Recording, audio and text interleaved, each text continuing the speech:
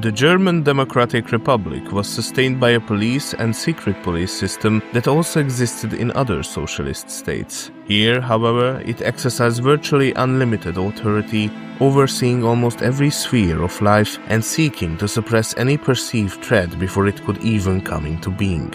The most important instrument of this apparatus was the informant network, in which friends, colleagues, and family members reported on one another to the Stasi. But how could an entire society become part of a single, all-seeing system? The German Democratic Republic was established in October 1949 in the Soviet occupation zone. Recognizing its vulnerable position, the leadership simultaneously sought international recognition and the construction of a highly developed state security system. The party leadership regarded its own population as a potential threat, a perception further reinforced by the uprising of June 17, 1953 and by mass emigration. As a result, in the GDR, external and internal security became inseparably intertwined with state security, that is, with the operations of the Stasi.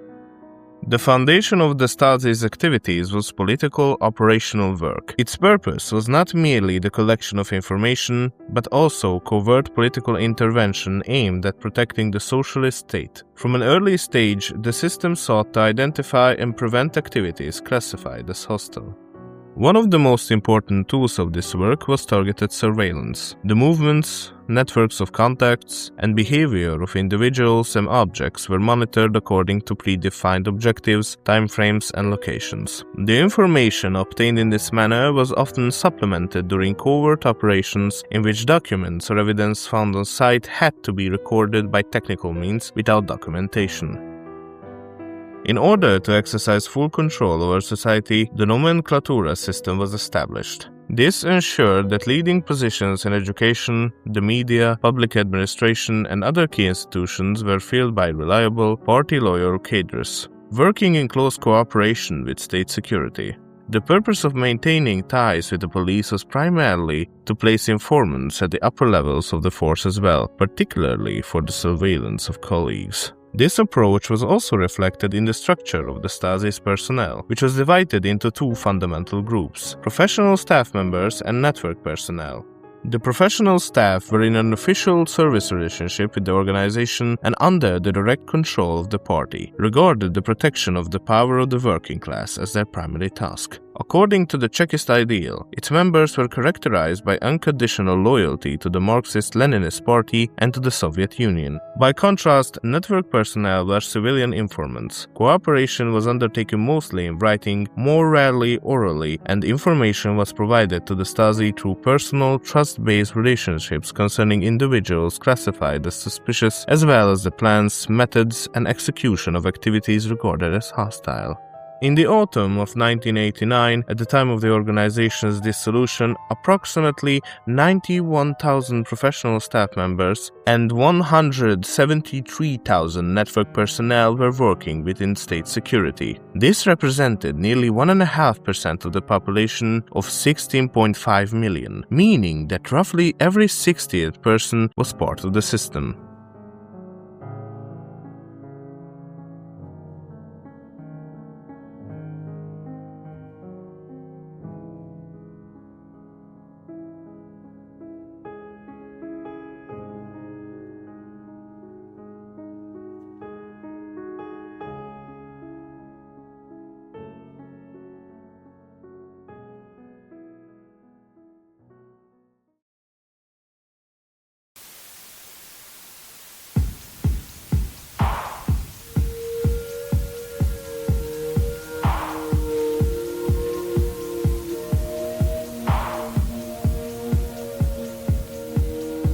In such a system, surveillance had severe consequences. Those who were released along with their family members often continued to live in a state of fear. They remained silent out of concern that their accounts, even in West Germany, might come to the attention of the Stasi, and many even felt that the service was monitoring them there as well.